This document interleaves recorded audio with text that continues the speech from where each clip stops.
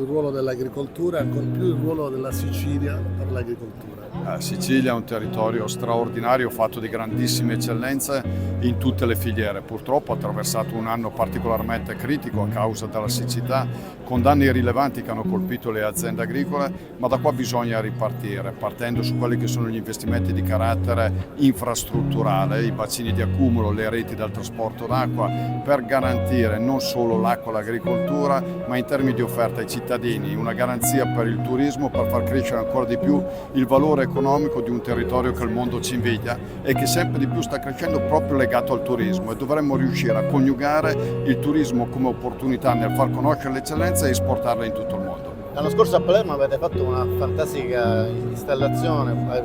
tutti gli agricoltori erano presenti in città, un bel rapporto città-campagna. Per noi sono di fondamentale importanza i villaggi che organizziamo in Italia, quello che abbiamo organizzato a Palermo, per raccontare proprio dove sta la distintività, la biodiversità, la qualità dei nostri prodotti agroalimentari a tutti i cittadini italiani e i turisti che sono presenti, come in quella giornata nella città di Palermo. La nostra volontà è quello di proseguire questo percorso di attenzione rispetto al lavoro dei nostri agricoltori. Dobbiamo valorizzare per tutto l'anno per quello che possono offrire ai cittadini italiani, ma ai tanti turisti che vengono da tutto il mondo.